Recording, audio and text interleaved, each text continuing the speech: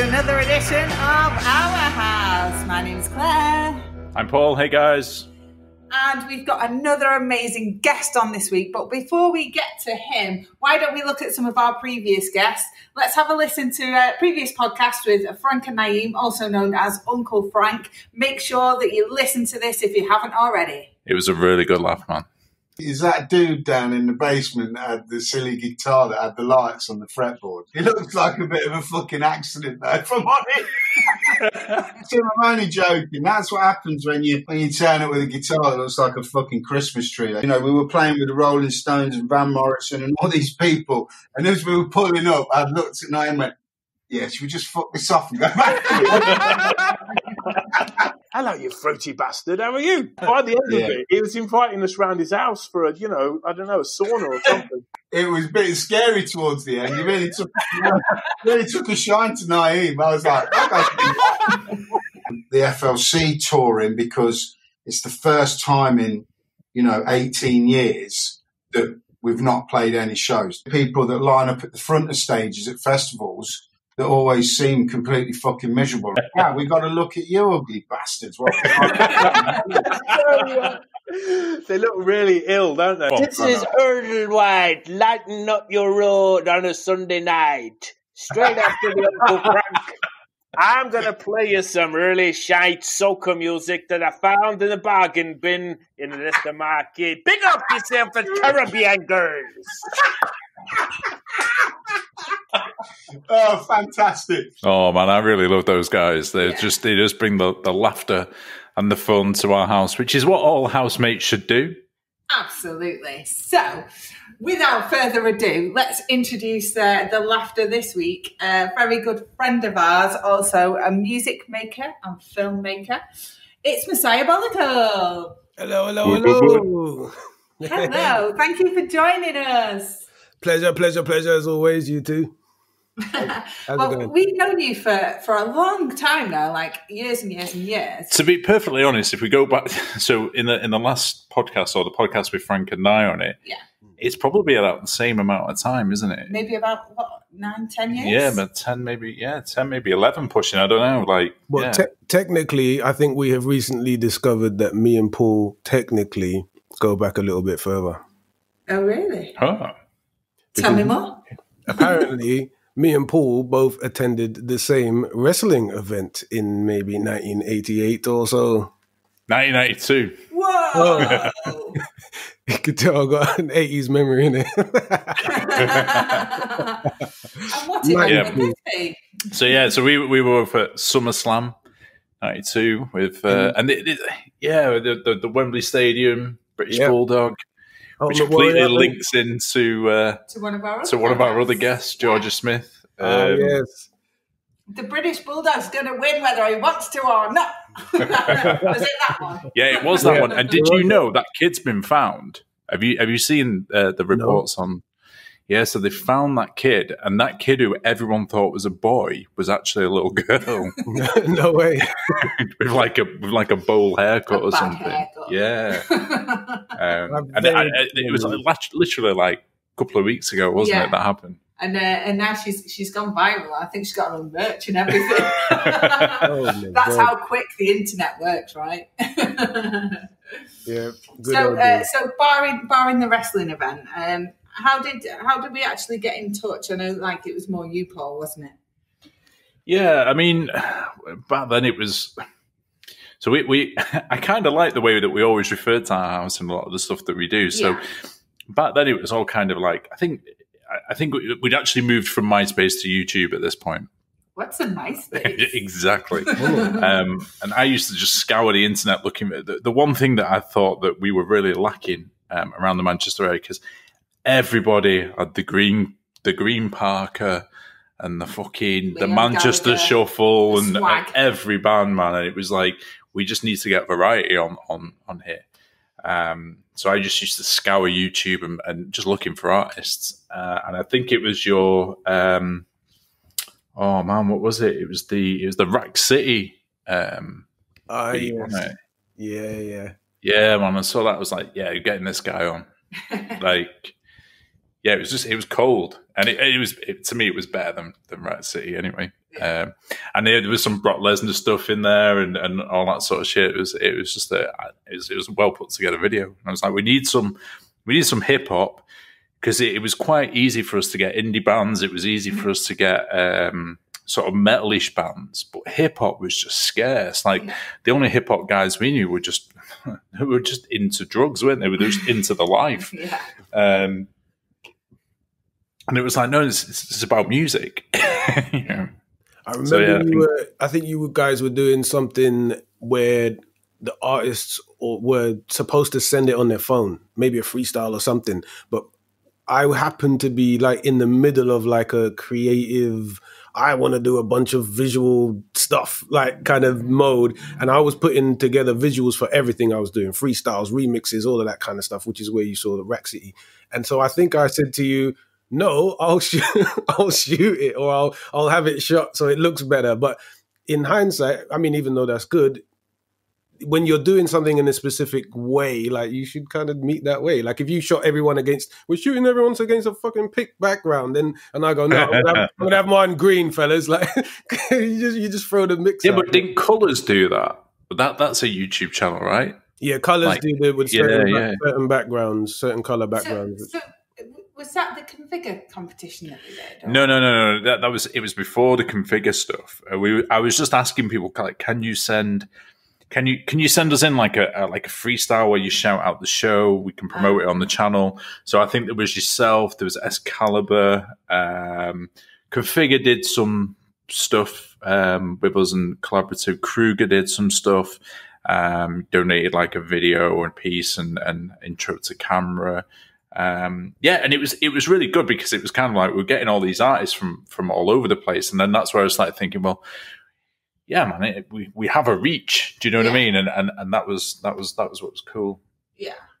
Yeah, you guys were early on the Art House performance stuff. That now could I feel like a couple of people have probably taken that now. Even the NPR stuff and all that kind of thing. That's essentially what you guys were doing. Trailblazing, as Naeem said. Exactly. Yes. That's the one. Yeah. I was going to say, so obviously we know you as Messiahbolical, more recently Uncle Messi. Yes. But for those who are listening to this podcast that may not know who you are or what you've done, how would you describe yourself and tell us a little bit about you? Because let's have it right. You've got some accolades behind you. Amazing accolades. Yeah. I don't know about that, but I've definitely I've been here for a moment. So yeah, that's an interesting question. So I've grown up in North London, in Tottenham, and in the 80s. And there wasn't really people, not from England anyway, there wasn't really people rapping from England that I knew of at that time. It was later on that I heard of Demon Boys. They're from Tottenham, I believe. There's people like Skinny Man, who's older than me. But at the time, so I was listening to like those house. Do you remember the hits tapes? You used to get the hits tapes? The hits tape, like hits 88. And now music volume, whatever. So I remember one hits tape, and they'd have all this kind of, I think it was house rap, acid rap, that like, Bomb the Bass and all that kind of shit was on there, and Fast Eddie and that kind of shit. And that's what made me want to rap. So I started rapping when I was around 8 to 10.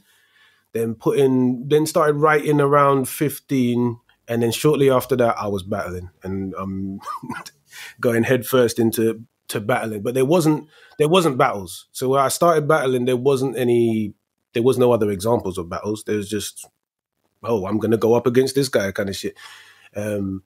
I think in them times as well, weren't there was a lot of like UK MCs that they all used to rap with like an American accent, didn't they? That was like... Yeah, anyone who did... Obviously, people like Skinny Man will be a different example. But again, at that time, I didn't hear of him. So I was listening to I'm talking like 93, 94 Jungle.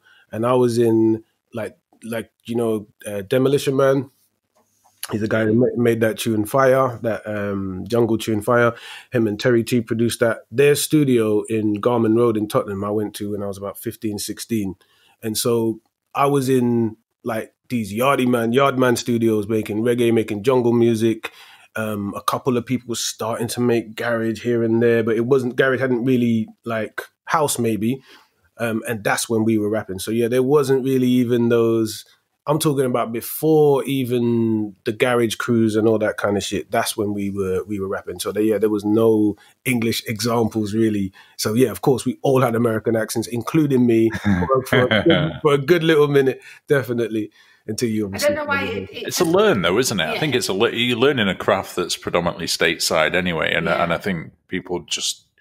I think it's hard to explain that though now to kids now, like, because there's so many examples of English sounding music, and if there wasn't, it's almost like they have the attitude to make it regardless. Do you know what I mean? Whereas we had that kind of, well, there is everything that is going on is in the US. And if you want to be signed, you had to try and get signed, and it was to try and get the audience, the audience that is in the US, the attention of people that are in the US, if the cosigns from people in the US. So everything you gravitated towards, the way we dressed, of course, as well, was very, very, very New York, some LA. Yeah. And I know like two of the main examples I can remember from kind of back in that era was MC Tunes, because like he was doing stuff with 808 States. Yeah, so he was rapping Mancunian in like the 80s. I remember him on The Word, rapping in front of LL Cool J, which was pretty cool.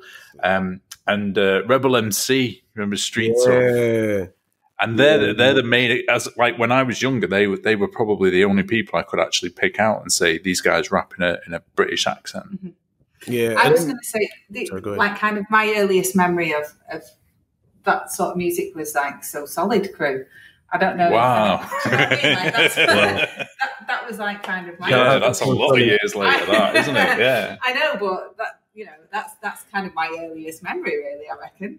And yeah, that's the time when I was already doing the Craig stuff. It's the same year, 2001, 2002, Miss Dynamite. Miss Dynamite, yeah.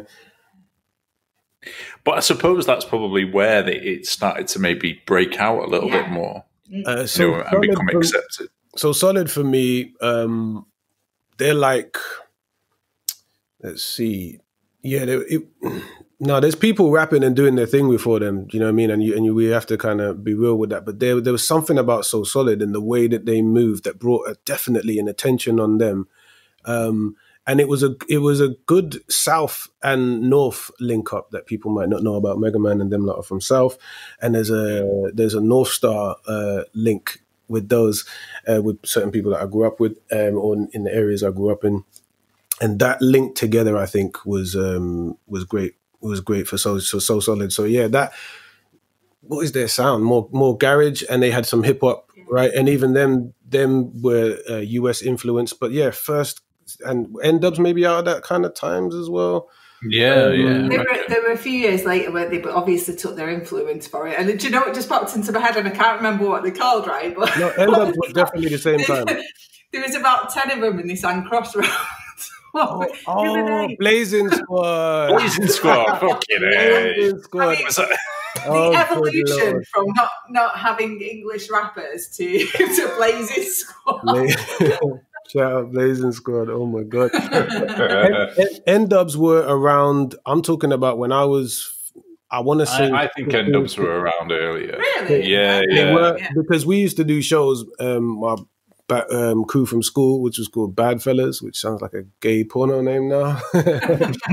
Yo, that's the thing. If you go back and check half of the names for things or the things we said in the 90s and 80s, it just sounds gay now. Like, I'm about to get up in that ass, okay? It's like, who's that?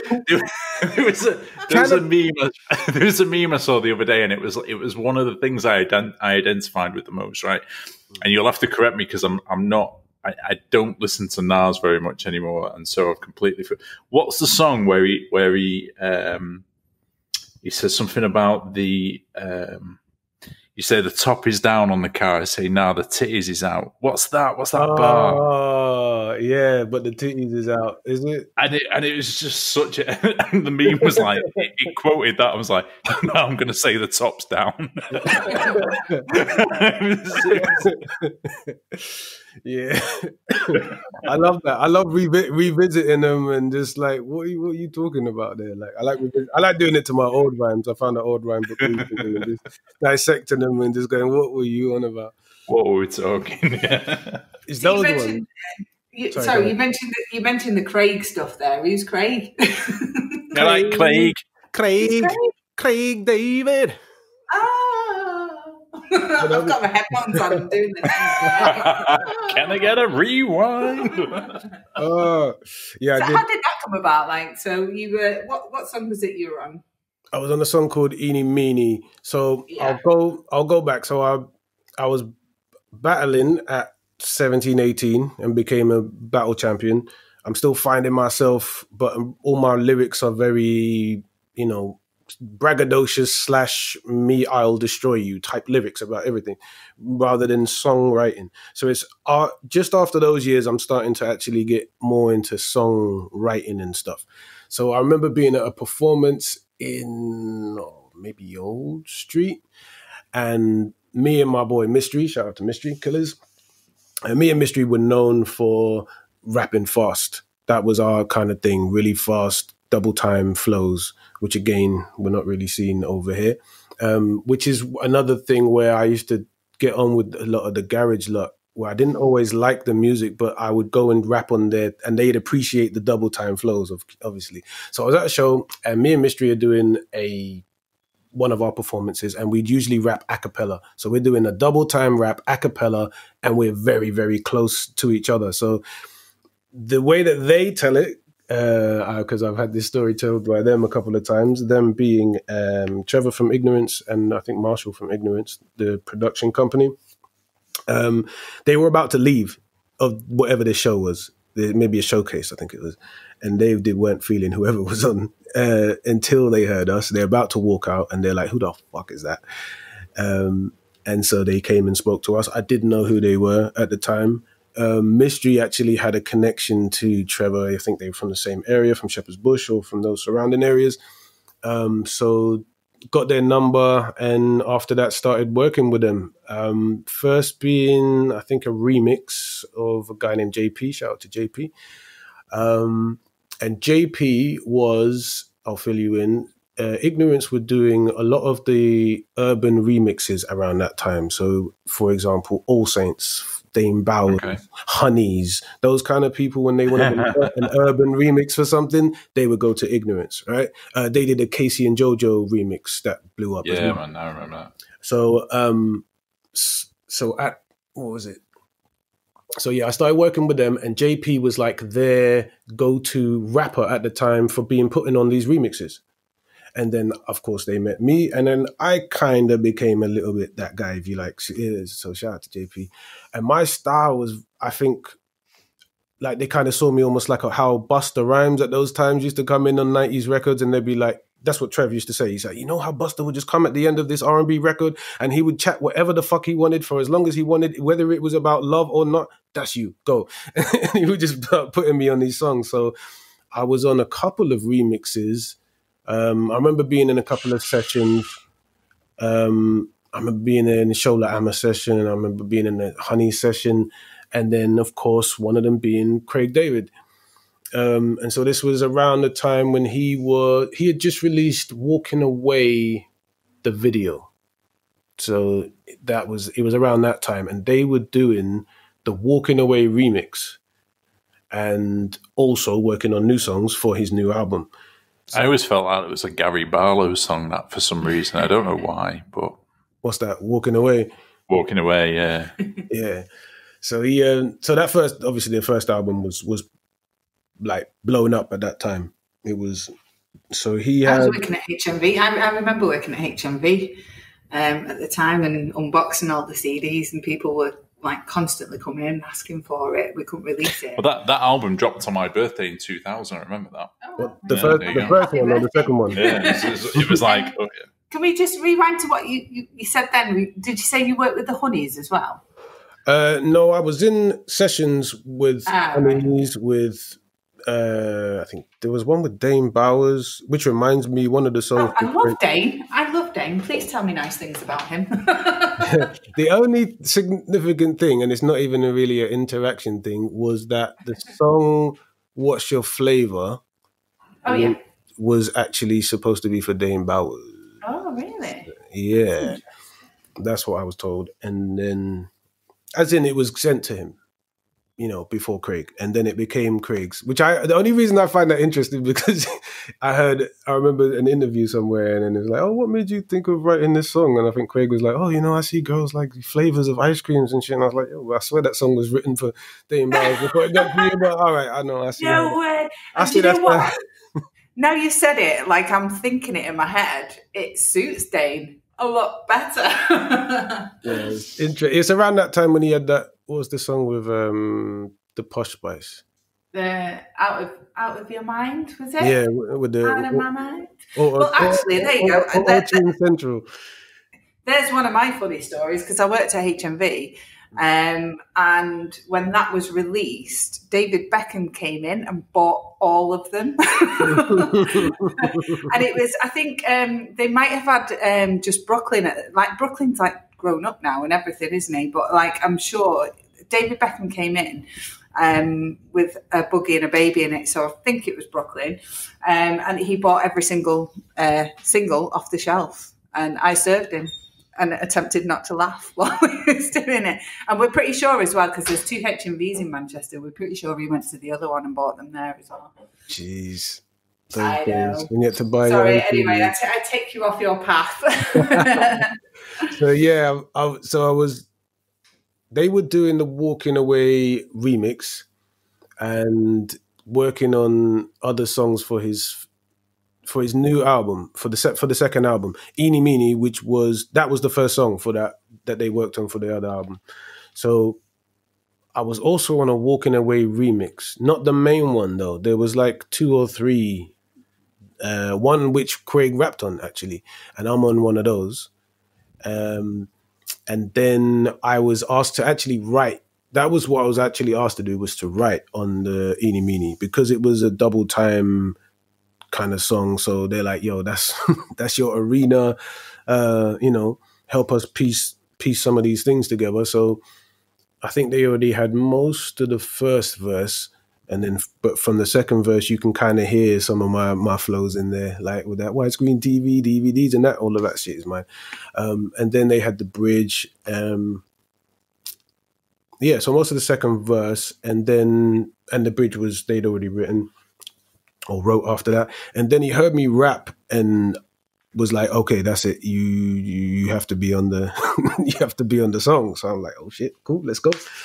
So then I was initially only asked to write on the song, but I think Trev knew what he was doing by doing that. Do you know what I mean? He's like, "Yo, I'm going to bring you in to write, but obviously you know what's going to happen." That shit, when you open your mouth, you know what happens at that time, and it did. So, so I ended up being on the song, which was good, as well as the Walking Away remix, and it was about a year later than that was when he started working on the second album. So Eeny Meeny was done for that album, but no other songs as far as I know. Also, interestingly, I heard that I think a couple things happened. Because Mark Hill was who he mostly collaborated with, right, on that first album. That's him and Mark's writing, as far as I know, all that kind of sound and stuff. The second, they did a second album that was either not liked by someone. I don't know if that's the label or whatever, because allow my memory now. So he then went to the US. He got beats from Timbaland. I remember hearing a CD with beats from Timbaland and Neptunes. Imagine in 2001, 2000, and hearing it, there was gems on there, and he had none of them because apparently his manager didn't want to pay the publishing required that they was asking for. Do you know what I mean? In those kind of times, so they went to the English equivalents, which was Ignorance. That's where I come in. Do you see what I mean for that second album? So yeah, it was a year later. Started writing Fast Cars. So I was in the session for Fast Cars, and then we started performing Eeny Meeny on TV, Top of the Pops, around you lot's neck of the woods, actually, Manchester Arena, Emian Arena, was it? Yeah. That's still. What's it called now? It's not called the Emian anymore. The evening. No, what's it called now? Is that It's not the Evening News. It's not the one where the incident happened, is it? Mm-hmm. Yeah. Oh, geez. So it was the Manchester Evening News, but it's been taken over by, for the life of me, I can't remember. It's like phones. It's a mobile company, but everyone still calls it the MEN. I saw you. Am I right in thinking I saw you on Jules Holland? So I did. So what I did was Top of the Pops, as in the show, which I have not seen to this day. Really? Why? Why have you not watched that? Because that's a pretty cool accolade, isn't it? For someone kind of list. Yeah, for bucket list. Yeah, I did. Yeah. It was my first performance of Eeny Meeny. I had half my hair out as an afro. Yep. We've seen it. No. Actually, no. That's Jules Holland. No. I had 2 or 3 plaits in my head, in the middle of my head, right? And then the 2 sides, right? So picture this, and then the 2 sides are afro, like Mr. Magoo. And and I was wearing the same Avirex jacket that I had on the Jules Holland. And then I performed, and I remember they went mad. And then I remember his manager. It was the first time when I kind of met his manager, and I remember his manager coming up to me after the performance, congratulating me, but then saying, "Oh yeah, sorry." So they was gonna re-record, like do a second take or whatever. So in between those takes, the manager says to me, congratulates me, but then says, "Do me a favor. When you finish rapping, just step back a bit, behind Craig." Now, is that a request from Craig, or is that a request from? I don't know. I'll leave that one open. So then it could let's call it an artistic choice on his part. So then we record it. And I do my thing. It was also, I think, the first time, if I remember, someone asking for my autograph. Some random, whoever it is, she didn't know who the hell I was either. And then signing, I'm like, what the hell do I write? Like, what am I going to, what do I put my name? Like, what should I put? So then the next week, I did, literally a week later, in the same room, this was when BBC was in White City, is it in London? I did Jules Holland. So they same room as Top of the Pops, did Jules Holland, and they just changed the set. Vinnie Jones was there. There was the Verve, I think. Tracy Chapman. Who else the fuck was? I forget who else. The Streets. the Streets. And someone else was performing. So yeah, did Jules Holland, which was good. And then did Top of the Pops Awards, which was in Emian Arena. Then I did Capital Christmas Live, which was not filmed, and that was 30 or 40,000 people in Earl's Court. And then, yeah. Oh, and then he asked me to be on a Hidden Agenda remix, which was produced by, what they called? Some group called Plasma, but is of significance. It's a guy that used to be his guitarist. Used to see him a lot. What's his name? Fraser, that's it. Blonde dude named Fraser. He produced the Hidden Agenda remix. Yeah, and that was my Craig David run. That's amazing. So, what would you say your working relationship was like with him? Was he personable, or was it just strictly studio sessions, or what was that whole process? Like, I'm trying to be respectful with my words. I find a lot of people just industry. Do you know what I mean? I try personally, or not try. I just feel like I interact with you as a human being, and that's inside and outside the industry. I don't really do the Hollywood shit. I don't really do the like, oh yeah, I'm gonna call you and yeah, we'll work on something. Like, I don't do those kind of things. So yeah, working with him, I'd say like collaborating on the songs, all great. Nothing but good vibes, just fun in the studio, like laughing till you're crying type shit. Do you know what I'm saying? Like we're creating and having fun.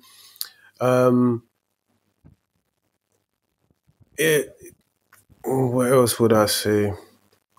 And then I just think outside of that, there's like little things that are kind of industry, you know what I mean? So I don't know how to address that without going into too many details. But yeah, like working with him, absolutely fine. All of our performances were fine. Didn't feel like no bougie shit from him or nothing like that. So I won't try and project Wasn't that a kind of diva. energy. No, they didn't get no diva vibes from him. It was all cool in performance.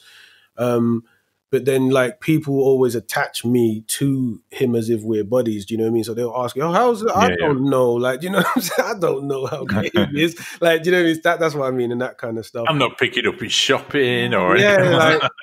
Not in WhatsApp.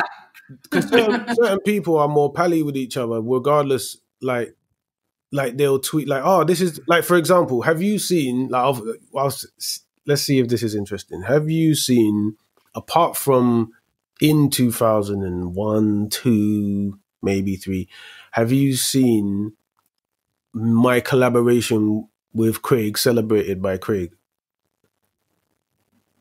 No. You know what I mean? So it's there's I'm not sure why that is or what that is. So yeah, there's that. Do you feel even though you obviously not that close to him, but do you feel that Bo Selector had an impact on his career?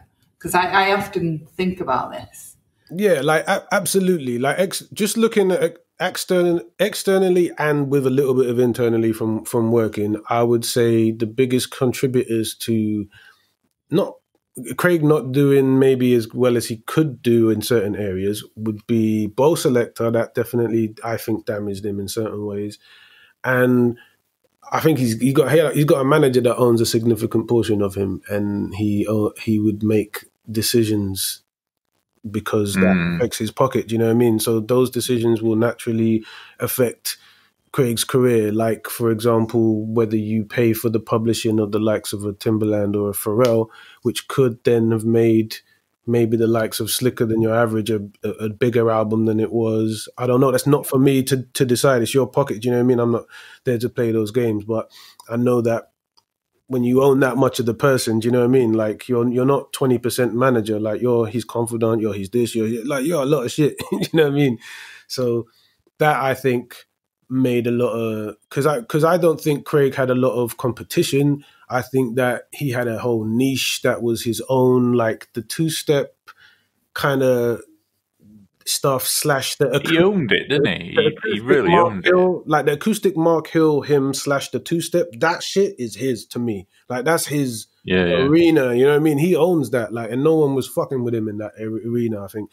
But then, like, making and I hear you doing the pop stuff as well, especially if it does well. Like the Sting one's dope. Walking Away, I don't really like it, but I know why you're doing those kind of things, you know what I mean? Especially if it does well.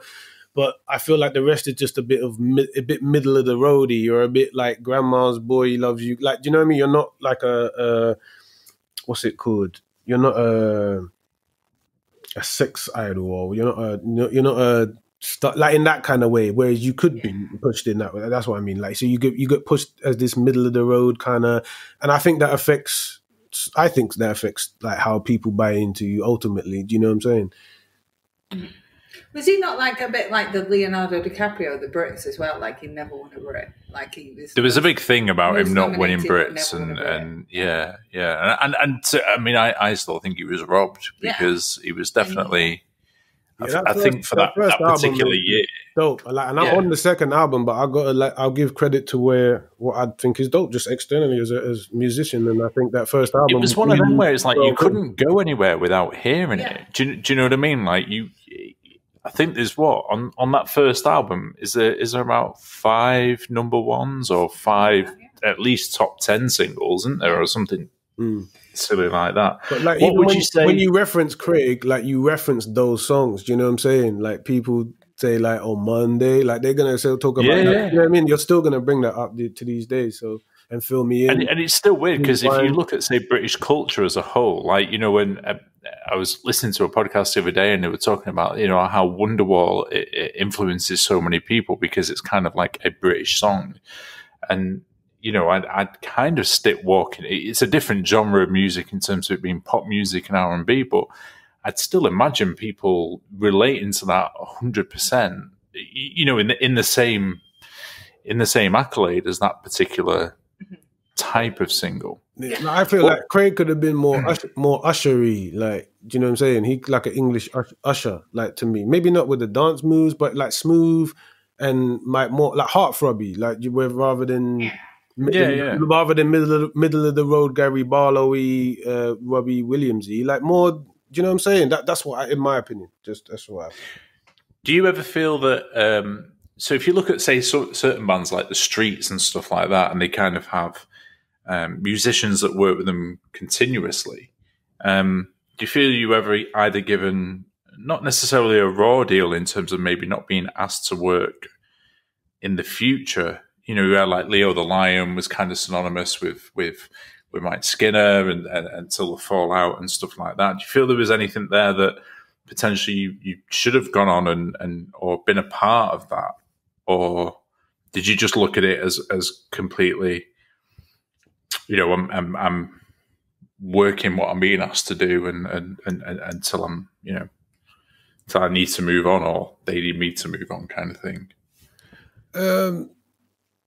Yeah, I mean, it's not, I don't think there's anything that's is especially when you get older as well. Like when you're younger, there's way more like ego in things that you do. Do you know what I'm saying? Or not just that, like this, like a expectation. You know what I mean, for what you put in, and ultimately, it's certain people's job or position to further your shit. There's also like a thing of one thing that's always true about me. Like we haven't even put it into this. Is like I started with a group. And one thing about me is almost at every stage of my career, I earn the eyes and ears of who is looking at me and listening to me. But I always say, hey guys, look at, you know what I mean, such and such. Look at my boy so-and-so. This person, every step of the way, like from my first group, Bad Fellas, every studio, we'd find different producers and I'd be like, yo, check out my boys Duke and Sus. Like, check out Duke as a producer, check out my Bad Fellas like as rappers, and then they would end up writing with each other and things like that. So I think there's also an attachment to me having an expectation from other people that I would put in that they wouldn't necessarily, you know what I mean, give. They play their role or they want you to play your role while you're there, and as soon as it's not necessary, do you know what I mean? And ultimately it was because my name is ringing bells or I'm doing something that is ultimately shining. It's not like, oh, you're doing me a favor, like putting me, it's like I helped write the record and, you know what I'm saying? So, but at the same time, yeah, it's not other people's responsibility. I think there have been people in position to help that haven't always done so. Do you know what I'm saying? I think I especially come from a position where if it doesn't hurt you, if you're in the position and it doesn't hurt you to help someone, that should be a no-brainer. If it's an effort to help them, then that should be also there too. Like that should be a testament of your character. But an easy one should be if you're in the position and it don't hurt you. And I do think that there have been people who have been in the position to help, but they just haven't. And it's no hurt to them to do it. It's no skin off their nose. Not only that, it would actually have benefited them. Do you know what I'm saying? Yeah.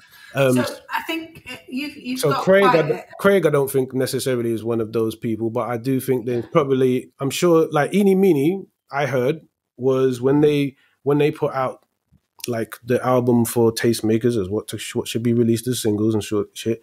Number one, I believe, is the Sting one. No brainer, right? And then number two is Eenie Meenie. Everyone was like, release Eenie Meenie, release Eenie Meenie. So to me, I feel like there should be, in the last 20 years, there probably should have been a couple more performances of Eenie Meenie, including myself, I think. Yeah, but after that, yeah, there's other people we can speak about if you want to touch on those. Well, the thing is like, so you've worked with a lot of people in the spotlight, and where you say that they could help you, they've also hindered you. in terms of where you've performed, and then you've been taken away from that performance. So do you want to give us a little insight into that? Performance and taken away from the performance. Like, so where you were, is it D12? Oh, yeah. Oh, wow. Yes. Ah, yeah.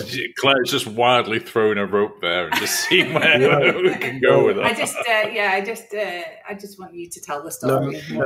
I think just in terms of quickly boxing that off, there's a couple of things. Obviously, like, if I think you're right in saying, if people should or in a position to maybe help and push, and that's kind of what our house was born out of in terms of just wanting to push artists, because I think the richer the music scene is, the better. Yeah.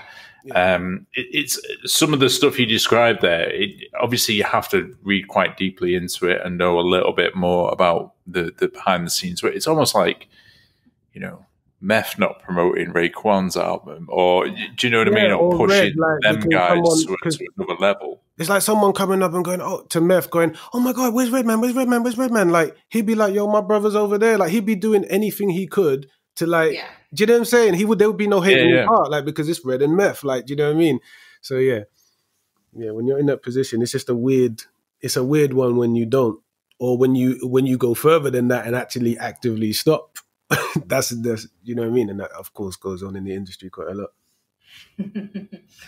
So tell us about D12. Yeah, shout out to D12. I forgot about that. Yeah, rest in peace, Proof, man. Yes, rest in peace, Proof.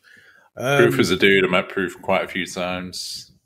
It's cool. So I was when I was battling, I was Tim Westwood, Radio 1, battle champion. Undefeated. I can go into those stories a bit more in whenever, but I'll just touch on that to say that me and Tim were acquainted. Do you know what I'm saying, at that time? And I'd regularly be on either his show or we've performed or whatever.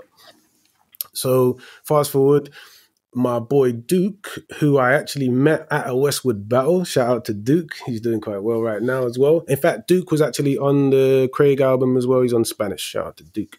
Great producer and rapper. So I met him at a Westwood battle, and Duke ended up producing. Duke went to New Jersey and stayed in the outhouse. I was trying to remember how that came. Sorry, allow my old ass memory here, guys. So we were at a show in Subterranea in West London where Outsiders, which is Eminem's old what they were crew for a little while, were performing. We ended up rapping at that show, I believe, and then went backstage and chilled and met Outsiders. So we kept in touch with DJ Muhammad from the Outsiders, who's also cool with members from D12. Bizarre and Bizarre and Proof, I believe. So Duke went over to New Jersey and produced for Outsiders and stayed in the outhouse, produced for Bizarre, I think, also. Trying to remember here. So when M and D12 were in London for the Marshall Mathers LP tour or whatever it was it London Arena maybe? They called Duke to come hang out. So we came... what did we do? We might have met him in the day. I can't remember, but we went in. We had all access. We had all access passes. I mean, we could go where D12 couldn't go, type shit. Nice, because they're D12, innit? Like they couldn't go. Like they, we could go in the crowd. We could go backstage. We could go. The only place I did not go was Eminem's room at all. At all. Right. Okay. At all. No. Did you meet M?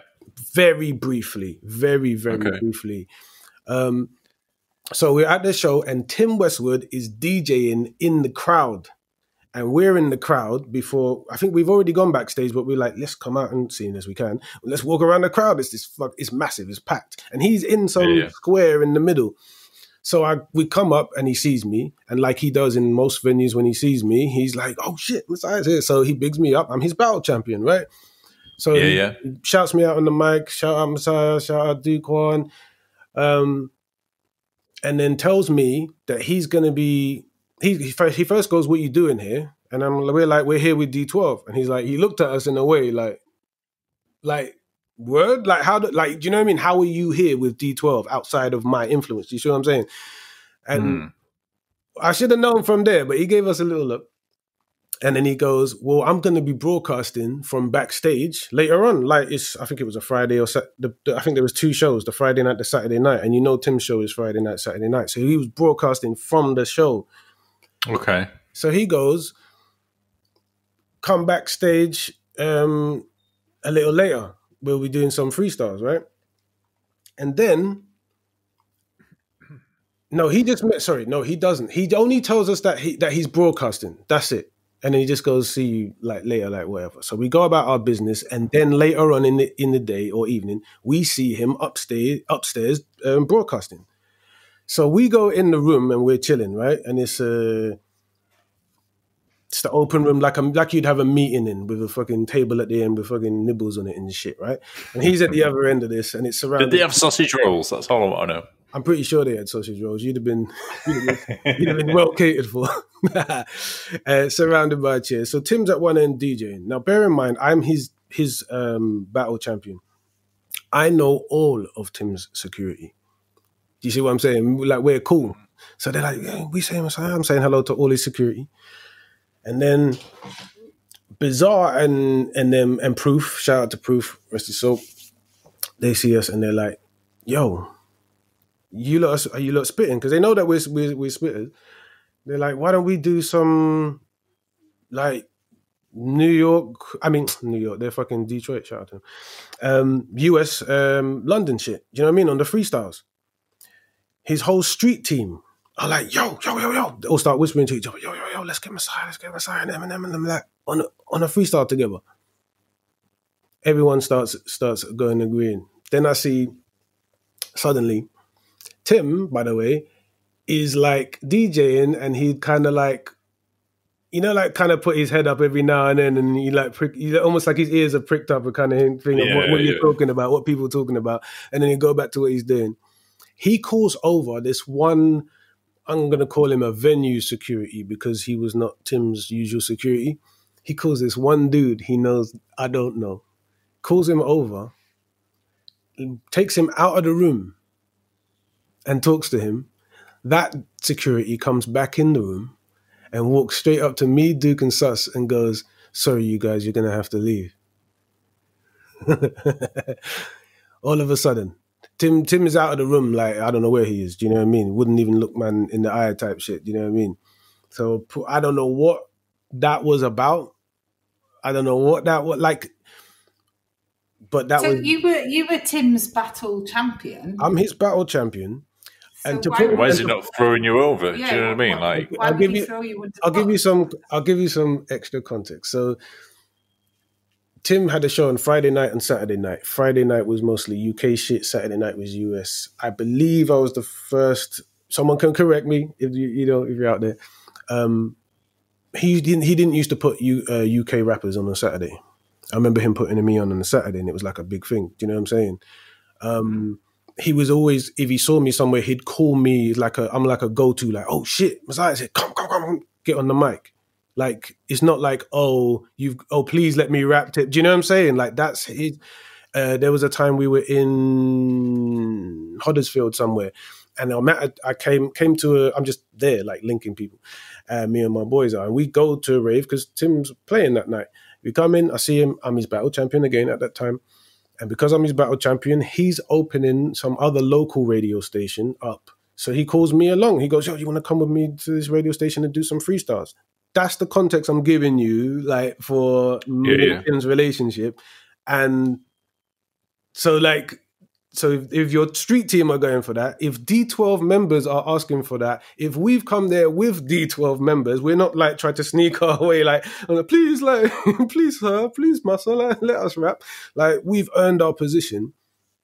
Why are you taking a certain security member that I don't know out of the room and telling him something that results in him walking back in the room and asking us to leave? I don't understand. Do you know what I mean? It's weird. You'll have to ask Mr. Temather about that.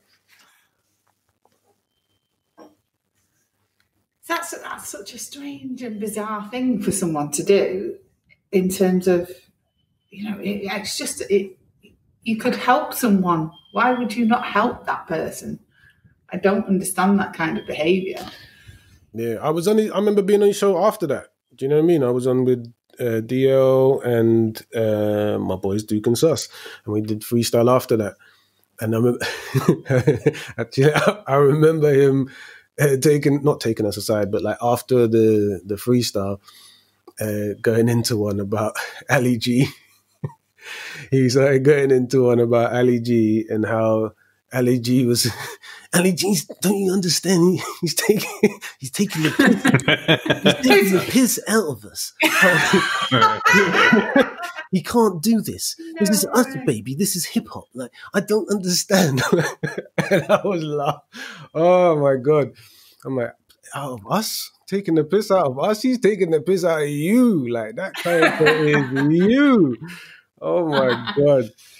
Yeah, it's just really strange. I think, like, you hear all these stories about celebrities that they appear so nice on TV and in interviews and things, and then, like, when it does come down to it, they won't help you. They won't push you. I just think it's really bizarre, because surely they were in that, that position at some point where they needed that help. I just don't understand it. And you've had some really kind of bizarre experiences as well, in terms of your nights out and people that you've met. Yeah. Where is this going, Claire? Where is this going? I'm trying to be subtle, but obviously I'm not being subtle. Are we taking the red pill? Are we taking the blue pill? Well, interestingly, before we go there, on the night of the Eminem show was an event in itself, like, because after that? So we're freestyling and hanging with D12 and that anyway. We haven't eaten all day. There's drinks in the thing. We're drinking beers. I think I smoked. Oh, So Solid are there, coincidentally, because you mentioned So Solid. Really? So, nice. So actually, Outkast was supposed to be there, weren't there. So Solid were there.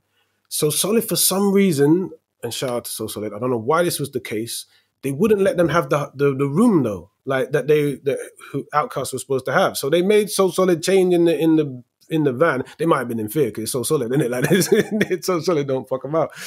Then I remember, take a shit in a locker, maybe. Yeah. So then I remember D12 members wanted something to smoke. So, and this was before I was a smoker, guys. So it was our job to obtain said. So I remember speaking to certain members of a certain group, which helped us obtain something to smoke. Allegedly. Which we brought to D12, which I don't think they were feeling. So then a security guard, like, who was outside the D12's room, must have overheard and obviously could hear our palaver. So he came to our aid and was like, yo, I can get you, you know what I'm saying, something to a bit more pleasing. And all he wanted was an autographed, like, something. So in the room is me, my boy Duke, I think Sus is in there, Proof, and maybe someone like Denan Porter or something from D12, one other member. No M's in his own room, like, and it's so it is that way where you could be a security outside and not know who's in a room. Do you know what I mean? You could lose track of who's in a room. So we fucking signed that shit with us. We signed it as Eminem. We signed it as Mickey Mouse. We signed it. Oh, sweet. A couple of D12 members, of course, they signed it as themselves. So whoever's got that towel over there that was given in exchange for some much needed broccoli. It was a lie. So I remember Exhibit was there as well. So we went to the after party, which was at Sound, I think.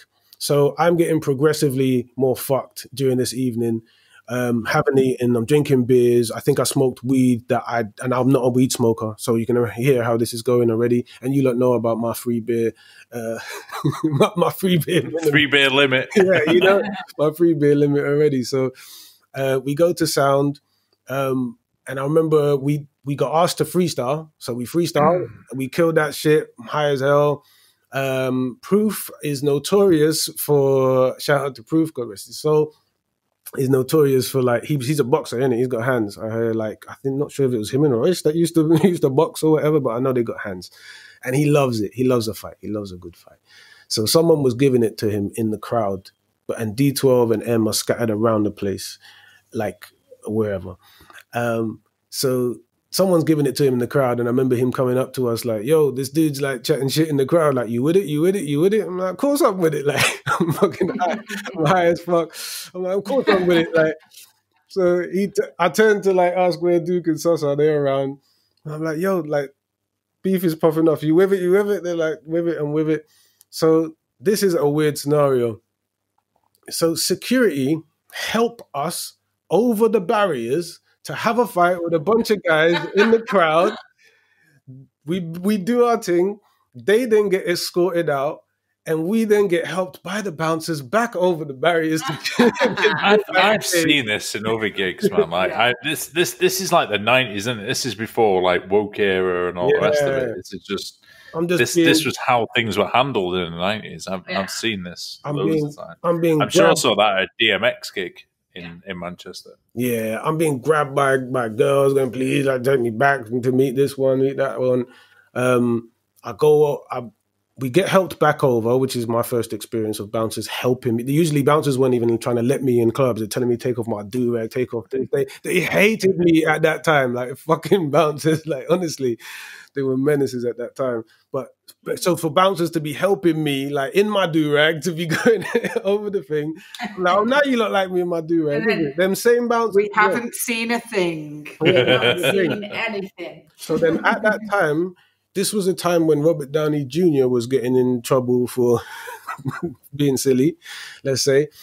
And so apparently he had given all of his money to his brother so that certain people wouldn't be able to seize his assets. So his brother was at the show acting a fool, like ordering bottles of Moe and shit. And I'm not a bottle of Moe drinker, like guy. I'm not like that pop bottles at the bar. I'm not that kind of guy because I couldn't afford to be that kind of guy. Absolutely not at that time. So he's just impressed that we can rap. He's telling me about his brother. Like, I don't even know if he's his brother. I'm just like, whatever. This is what this guy's telling me. He's got security. Like, so he's imagine a random white dude. He's got security. He's backstage. I'm like, who is this dude? So then he's like, what did he want? He wanted a girl. That was it. He just wanted to get some girls. So I was like, aha, there was girls trying to grab me that was trying to come over from earlier from the barriers. I've got this. So I believe we got bottles of Moe each from, in quotation marks, Robert Downey Jr. brother, while we sorted him out some people to talk to, apparently. I then because I imagine I'm fucked by this time, by the way, so I can't be responsible for any of my actions. So I then run into Exhibit, who used to be in a group called the Alcoholics. He sees me with a full bottle of Moe. So what the fuck do you think is going to happen now? So he then points to the bottle, points to me and him, and goes, "Yo, me and you, like." So then we and Exhibit proceeded to down this bottle, drink sip for sip for sip for sip until this bottle was done. I then proceeded to walk and to, what was it, Little Jack? There's a vom coming here, isn't there? Definitely.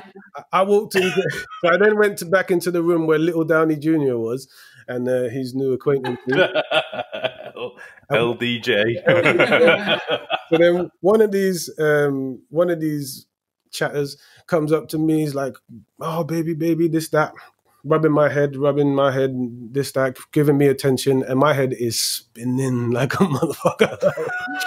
So then she brings out another girl, I think that's what I've got.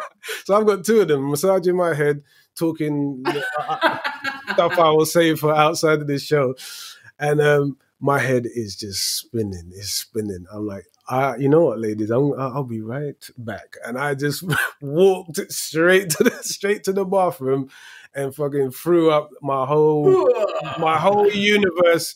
The whole universe got thrown up out of me. And all I can hear is someone banging on the door, right? And I'm like, I'm in here, you know what I mean? To them. I open the door after throwing up, and it's Proof, Exhibit, and Eminem. Exhibit is in the middle, and they are rubbing his back while he throws up in the sink. While I've been thrown up in the sink, we just look at each other like, he just goes, "You with it." I get a little pat on the back, and that's it. I'm sent back into the party. Was it one of them chunders where you felt better after the purge? Absolutely not. That was the first step of the almighty worst kind. That was and after that it was like, yeah, I had the attention of a couple of people I was trying to pursue the night with, but yeah, my body wouldn't let me. It was pursuing a curb. That's all it was. What a story though, like puking with Exhibit. Don't have a drinking competition with Exhibit.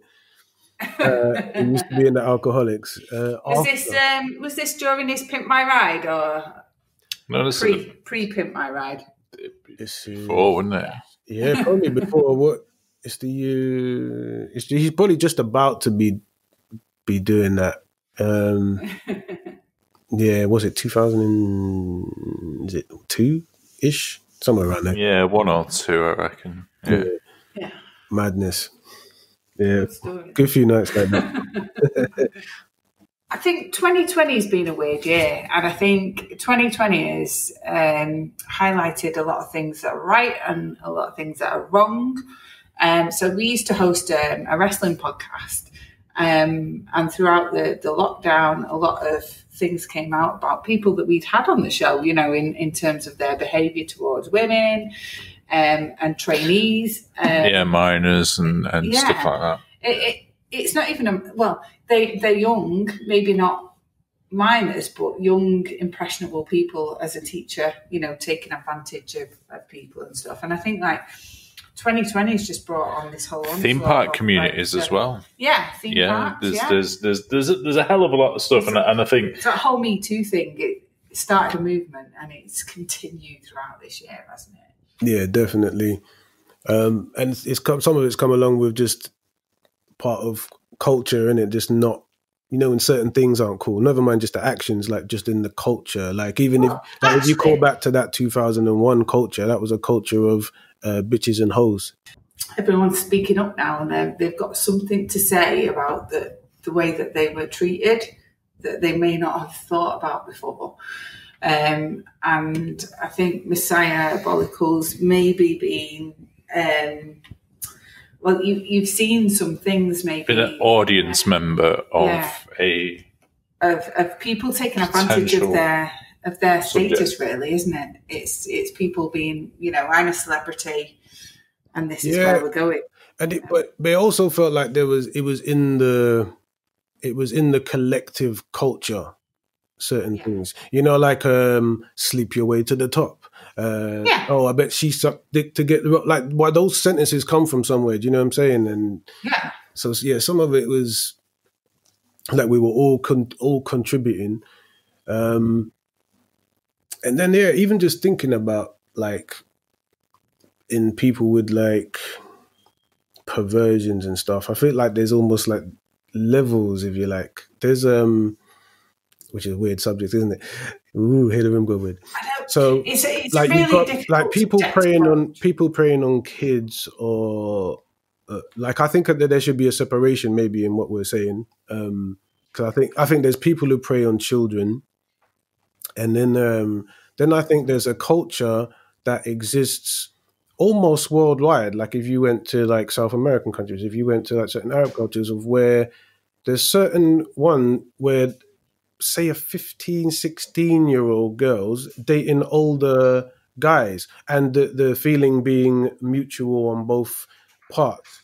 First of all, you got like, there's the age thing, I guess, regardless, right? So once you're under a certain age, it is what it is. Then separately, there's incident by incident. Is it these girls try to get this attention and go out and try to get it from the men, or is it this girl wasn't expecting anything like that and was preyed upon by some fucking idiot? Do you know what I mean? Like, and those things that make you feel that, like anything that she didn't want at all, like, whereas the one where she did want it, I then go, well, you're still too young to have wanted it. Exactly, but you weren't.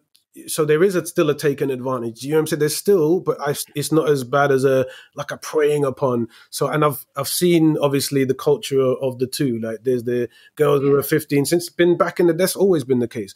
Trying to get in, getting in clubs, like girls getting in clubs that are 14, 13, and we go outside London and that gets even worse. Do you know what I'm saying?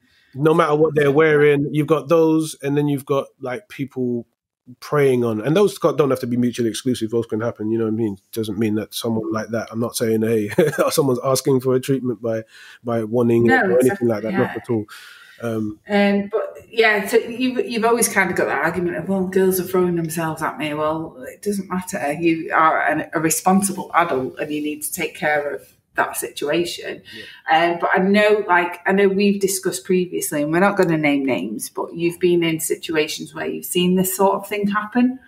Yeah, definitely. I've been present when someone who's in the business who's old enough to know better has taken a girl who he's known is too young to be taken into a toilet. More than one girl, and I knew these girls personally. That's how I knew their age, and I was not far off their age, obviously. And he pulled out his penis, and they come out. He pulled out his thing and told them to suck it, or asked them to suck it, and they come out, horrified, as you would. Wow. And she just told me, like, took me to the side, and one of them told me, and I'm still friends with a certain young lady to this day. I won't say her name, obviously, that's her story to tell. But I've witnessed, or at least been part witness to that. I've had that same person, actually, the same person. Let's say, what was I doing? So I met a young lady at an event. And then on the way home the next day, I was traveling home with the same person. And because the same person is in the business and is known, when I was on the phone to this young lady, she was like, oh, can I say hello to, so-and-so? So I said, hey, this young lady would like to say hello. So the person responded, and I won't do their voice because you'll know who it is. I was going to do an impression then, but I won't. So the person... You might not, because if it's not mentioning them, it's not mentioning them, is it? So yeah, they were like, sorry, I didn't get what you were saying. Did you say you wanted to suck my dick? I said, no. It's a little bit of a voice. It's a little bit of a voice there. You can't not do the voice, right? I said, no, there's a... She just wants to say hello. She just wants to say hello. And this girl was a young girl, yeah. Yeah, she was maybe 15, 16, I believe, at the time.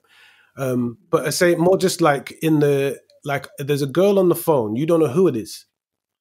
Imagine this is Michael Jackson. And I go, MJ, there's a girl on the phone that wants to say hello. If you're MJ, she could be 12, she could be anything, right? You don't know. Mm-hmm. And then you shout out, oh, sorry, what did you say? Did you say that there's a girl on the phone that wants to suck my dick? Like, do you know what I'm saying? So then you get on the phone. I said, no, there's a girl here that wants to say hello. I think you'll find. And then I pass the phone. And then he's like, sorry, baby. Yeah. So he tells me that you want to suck my dick. And I'm like, you know what I mean? Like, this is, so yeah, I've seen a culture of people perhaps just being mad, being creepy, like that's a creepy shit. That's creepy shit. Like, I don't know what other label you put on it, but that's weird. That's creepy. that's part that to me is that same kind of, and it's I was going to say it's a certain company as well, so it feels like very much it's in the similar vein. I'm going to say it as Mr. Savile, like, do you know what I mean? It's a bit Savile-ish, like it's got that same kind of energy. Yeah, this person is protected by the BBC because this came out on Twitter. And this person was named, and it was never like no one ever kind of dealt with it. Yeah, so that shows that there was other. I've given example, and then there's been other examples of people saying a similar thing. Where I could also comment on, we can comment on the culture. This was part of a culture where this person would be entertaining at a venue that is an under 18s venue, where they would get on the mic and say, "Where are all the ladies with the clean pussies? Make some noise." Yeah. Do you know what I'm saying? Like, this was... drop a bomb. Yeah, like... this is... Yeah, that's the culture that we're talking about here. So, and they'd make that noise. Yeah. Yeah. You know? It's like, just... And the thing is like I say, it's covered up by a very powerful company that have covered up similar situations before as well. Yeah, I've performed for that. I've performed for that same company. Yeah, and it's they're very, very powerful, and it's concerning that things aren't addressed, especially when a lot of stuff came out on, like I say, on Twitter. A year, 2 years ago, wasn't it? It was quite recently, though, wasn't it? Yeah, it was one this year, wasn't it? Yeah, I don't want to. Yeah, sorry, I don't want to have brushed over the fact that there is a certain narrative there as well that the person is of or maybe lacking color, and the victim. Yeah. Well, that's 9 times out of 10. This is a diverse company as well. To be clear, we're talking about a white entertainer and young black girls, and that narrative being told by certain individuals who have claimed to be victims of said person, and they're being, again, I guess, playing into this other narrative of downplaying, like when we had what was the one where Michelle Obama had to do the Bring Back Our Girls. Like, there was none of, when it was black girls, do you know what I'm saying? People weren't concerned. There's that narrative always. So, yeah. There's probably like people more informed than me that can speak on that. Silence them. And that's from a company that, scream out diversity. Yeah. They don't protect diversity. And they're just rotten to the core, though, aren't they? Absolutely. Yeah. And I didn't feel like interacting with that company and performing in that company. I don't have any experiences that are foul. You know what I mean? It just tends to be when I hear about how other stuff goes on, and that's when I look at them and I'm like, oh man, that's you. Like, whereas working there, I wish I could say like, oh, and also working for them it wasn't. Experiences with. Well, I mean, ultimately, it's definitely enablers within that industry. So it's whether or not I suppose it's down to the company to admit its own fault and actually try to drive out them enablers. But the whole fact that there's silence over that speaks volumes to me. Is the sense of, well, we're aware of this, and that's just something. You can't have another scandal, can they? Yeah. It's frustrating, man. Like, because what do you do? Especially when you're a teenager, and no one wants to listen to you. If you say this happened, it's difficult for people to pull traction on that. And I suppose in a lot of ways, it's not necessarily about them being held accountable now. As what does that do? Does that do anything? It's more about the damage that's potentially done to that individual. Yeah. Per case, per person, depending on how they deal with that. Do you know what I mean? Like, effectively, you can damage someone for a lifetime for something that you think at the time was okay just because we lived in a different era, if that makes sense. But yeah, for sure, you've like, had such an amazing experience, and I'm so glad that you finally come on, like after knowing you for like over 10 years, to come on and tell us about everything about yourself and about how much, you know, you've done in the music industry. Yeah, so I I suppose it's like, so I'm sure I skip things and all that kind of shit. Do you want £30? You know, I can bank transfer it. we can bank transfer it. Yeah, I hear but that means I have to not turn up, I hear, for that. That's my not turn up on a podcast fee. Yeah. I suppose the last section of the podcast should be about what's the future, where do we go, what's next, what's the process, where are we going next, how are we progressing? Who knows? That's just the shittest answer ever. It's 2020. Who knows? Boris just shut us down for another month. We got the whole world's wearing masks and policing those that don't wear them, and he's asking me where do we go in the future. I don't know what I'm doing at Christmas. No. My I suppose my question. All right, so I'll break it down a bit more. So if you look at me as a fan of Messiahbolical music and nothing else, so forget about the family days out and all that sort of shit. My initial going back to when I kind of picked up on music video and this sort of stuff was here's a talent that I want to hear, and I want to hear. I want an album. I you know, this is me as a consumer. This is not me telling you what to do. Right. I want to hear more. I want an opening to whether it's music video, albums, blah blah blah. This kind of where's that Messiahbolical journey going next, if that makes sense? Because regardless of the stuff that's gone on previously, because remembering me as a consumer, I don't know the blockers that you've had as an artist. Yeah, which I certainly know can be an absolute fucking hindrance on what it is that you're trying to do and trying to create. So it's where's that journey now? Where have you come out the other side? Have you got plans to push some new music, or are you going into a different stream, or where does that take you? So I've always moved into like, or I've evolved or moved into various things or styles or whatever. One thing that was true of me was I'd been filming for more years than I'd realized, which then became more of a thing in recent years, and I incorporated that into like doing music videos and all that kind of stuff. That made me a bit more creative in a different way. Also, what has significantly affected my career has been like timing of things. There's been little bits of sabotage. There's been deals on the line that people have come in between. Timing also in the sense that I remember rapping on like what are you rapping on? Like what is that Messiahbolical album, right? Because you know you've heard that I was a battle MC. So are these battle lyrics? Are these battle songs? No. Well, then you did a song with Craig David, was it that singer, that dude singing and doing two-step kind of garage stuff? Like, okay, but you're a battler, all right, and you wrote that. Yeah. So what is that sound going to sound like? So I remember at that time working with Duke. Duke was producing, and I want to say this style was almost like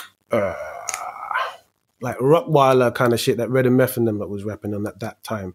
And we had a couple of songs that were doing some shit, you know what I mean? And we've had different things come between and things, then you change minds or you know what I mean? So there's been different incarnations of what Messiahbolical is and sounds like. And one thing that's always been true is me rapping over other people's music. Either I'm remixing something, I'm doing freestyles, I'm of course rapping on other people's production, various producers. And then if I was at home, let's say in quote unquote with a producer, as in I'm producing with that guy, that person during that period, one thing I started hating was being held to their whatever it was. Do you know what I mean? I was ready to go. Like I was ready to go, and my years or period of being ready to go, it has passed. I've got a lot of I've still got music to give, and I've evolved in different ways. So I wasn't always a musician. I was rapping over other people's things. So one thing that was in me was I don't like these people controlling the narrative, because I want to rap all the time, and then they're like, I've got to wait for them. Do you know what I mean? So that's when I got my own recording set up. Then I'd record all the time, but I'm still having to rap on other people's instrumentals and that kind of stuff. But my creative effort was through the roof. Like mixtapes on mixtapes. I've had something like 400 to 600 songs on hard drives die and been lost. So there's been albums upon albums that I've already made and lost. I did a whole album with an artist called Chanel. Like I've done a lot of stuff. Well, we got some echo. So then it was the last couple of years where I decided, one, I wanted to control the narrative a bit more. I also was looking at the way the industry was. So, like hip hop is very large, or has been very big on sampling. So I was rapping on sampled stuff. And in the digital era, like if you ain't cleared that shit, it's like it doesn't exist. Do you see what I'm saying? And I started not appreciating the fact that I've got a whole body of work that to certain people doesn't exist. Or there's certain parts of my career that happened that you weren't witness for. Like I remember going to a battle recently where I'm speaking, where when I battled, they were 6 years old. Like it's weird. Like there weren't video cameras to video it. Like they're like, oh, can I see it on YouTube? No, there weren't video cameras that could film that. Yeah, like I see YouTube. What's a video? Yeah, what's a cassette? Like so I started producing, and in my production stage was the learning stage again. Like I always rapped, and when I rapped, no one could tell me shit. You know what I'm saying? I would improve, but no one could tell me shit. When I started producing, everyone could tell me shit. I'm like a baby. Do you know what I'm saying? I'm watching tutorials. I don't care if you're 10 years old. If you're with it on the keyboards, I'm watching you. And just starting learning more instruments, because I wanted to be able to control my own shit. So writing has got a little slower. Recording vocals has got slower than I have been in the past.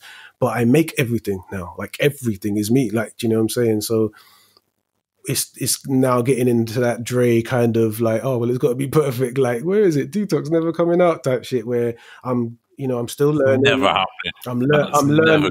I'm learning, and I'm constantly like I'm improving, and then I hate stuff, but I'm doing it, and so it's like when I do put something out, or it might be different incarnations of me, stuff I want to rap on that I've produced, stuff that other people are singing or rapping on that I've produced. Instrumental albums. I've been working on making loop and sample packs and stuff like that, and collecting sound. So I've been creative in a lot of different ways. Plus I shoot and I edit a lot. So even, for example, why you saw me even do Rack City was because it was at a certain period in my life where I was going through in around like 2012. The way I work is weird. Like sometimes might be a couple months, I just ain't got no creative nothing. And then it'll be all at once, bam, bam, bam, bam, bam. And during that time, I just had this vibe to, you know what? I'm working in this place all day. I'm going to work in this place. And in the evening, I'm going to write a freestyle, write a remix, whatever it is. And I'm going to pick a random location, go and shoot the video, edit the video, and put it up all the time. And I just keep doing it until I get some attention. And I was getting little attentions from things. I remember doing the Missy one, and follow me on Twitter. I remember doing the Rack City one, and I was able to jump on Rack City early enough that people hadn't even heard Rack City yet. So it was like, the people that heard that of me, to them, it's mine. Do you know what I mean? That's one little niche I would try and do, is I was good on catching things so early that people wouldn't have heard it here, or rapping on things that they never would think to, because it's either corny or you just wouldn't have thought of it, and just try and kill it. I was doing that for a while, like just to show I could make so, until I was producing my own stuff. So now it's producing my own stuff and trying to be to the point where I put something on a digital format and I own it. You can't take it down. You can't, do you know what I mean? Like, as long as I pay my thing for it to be on there every year or whatever, you can't take it down. You can't affect my work like your cancel culture or whatever the fuck. Do you know what I'm saying? Yeah. So yeah, that's where I'm at. So last, I suppose, I know I said last little bit. new artists. Where do we sit on the fence with that?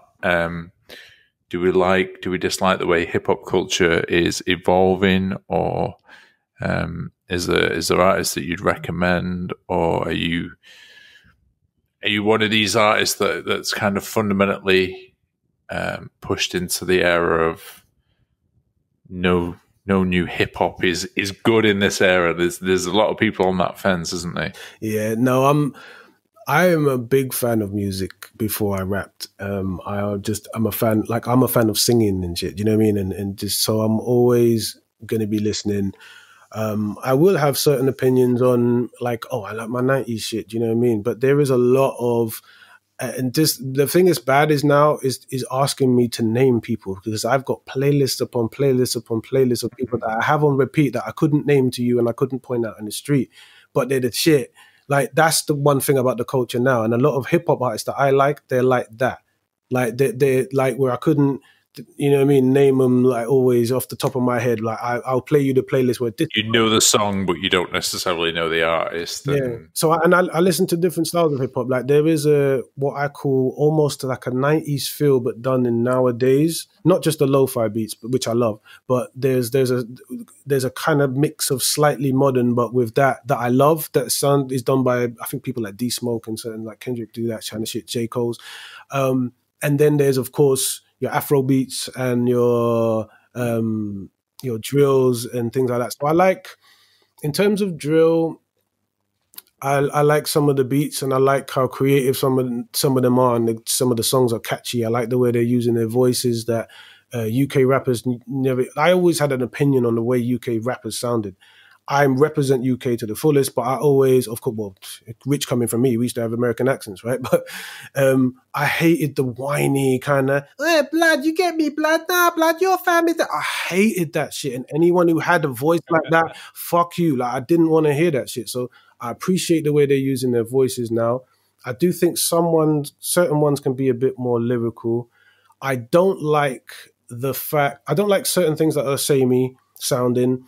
And I don't like the narrative of this day and age, that you seem to have to be a gang member or have caught a body to be an interesting like rapper or musician. Like, every one of them, like, they're singing about home robberies in home valley. Like, if I run through with a valley, like what? I don't like that. That's the narrative. Like, I think it should exist. I'm not here to stop it existing, but it seems like every rapper seems to, especially in drill, like they all have to have a body. They're actively seeking to be violent with each other, and I'm just not really with that culture. And I grew up on gangster rap and singing like motherfuckers, bitches ain't but hoes and tricks, like, and you know what I mean. And like, I'm with a Mac 10, not like I was doing all that and rapping along to all that shit, but I never had no intention to harm nobody. Like, yeah, I'll having a fight. I'll get on my kung fu shit. I used to watch my kung fu movies, but we had no thing to harm each other, and I don't like that. That's the culture at all. I do not like that. I like some of the tunes. I like some of the Afrobeat tunes. I think they're fucking really creative, and they're getting creative younger. They're having the skills to make tunes at 16, 17. Us lot was like, most 16, 17-year-olds when they rapping sound like 16, 17-year-olds rapping Blazing Squad. But these lot are... Shout out to Kenzie. Kenzie was that babe. A lot of them sound good. Like, so yeah, I feel mixed in that regard. You know what I'm saying? Nice one. Greatest rapper alive? Ooh. Don't say Tupac like Kamala did. It's definitely it's not Tupac, but I can't answer that. He's not alive. He's not alive. Kamala Harris, they went, who's the greatest rapper alive? She went, Tupac, and they were like, okay. She must have been in Cuba when she said that. On an island. Greatest rapper alive, go on. I don't know, it's changed over the years. I know it'll change. Just off the top of your bonds, what are you feeling? Let's give it to Rakim. Okay, good choice. Hey? Greatest rapper who is no longer with us? B.I.G. Oh, okay. It was my favorite. Biggie was my favorite rapper for a good period. Big influence on the way I rapped from being 15 to maybe 18, 19. Oh. So that's it, really. I think we've discussed a lot this evening, and I'm so glad, like I say, because we've known you for so many years, and we've had these conversations so many times. It's great to actually get to sit down and discuss everything and get it all out. Yeah, it's been a while. So, yeah, thank you so much. And also, as well, just before you go, you live by the beach, and I'm so jealous of that. Yes, that was a move that I wasn't sure even had to be done, but once I landed, I kind of chilled out, and it makes sense. I want to live 5 minutes from the beach, like a sandy beach in England. They actually have them, believe it or not. Which I wasn't. I was not under this belief. Growing up in Tottenham, I was like, English beach, like, and even if it is, I ain't going to English beach with a brown ass. You can literally walk out. It's the back door of your house, isn't it? And then you go to the beach. Yeah, literally, it's a less than 5 minutes walk, and I'm on sand, and it just does not look like you're in England, especially when it hits them 20-something degrees is out there. You see me with my beige self.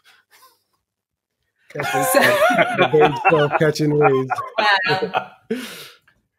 So yeah, we may have to come and look at some houses around there at some point. But thank you so much for joining us. I've really enjoyed it this evening. So, yeah. Regular podcast guest, probably coming in. Yes. What you reckon? About time. They might shut us down. It's about time we did some Pork Chop Express chopping up and. Oh yes. Yeah. We got a lot to get into on other ones. Yeah, we've got some movie love and yeah. So thank you very much. Everything that you've talked about this evening will be linked in the podcast below, including apart from the inappropriate stuff.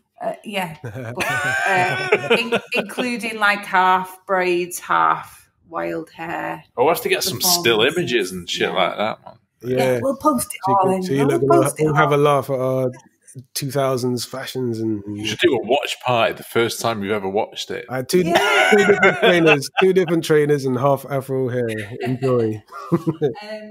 Could be a new diss track on the way as well, possibly. Oh yeah. I need that £30 deposit though. It's coming your way. But yeah, everything, we'll link it all below. Thanks to everyone for listening to the podcast. We hope you enjoyed it. Really love to know what your thoughts are as well. So please make sure that you comment, you share, you like everything. Follow us all on Twitter. And one day we'll all get together after the lockdown and have a big party. Thank you very much for listening. And we'll speak soon. See you on the next one. Our house,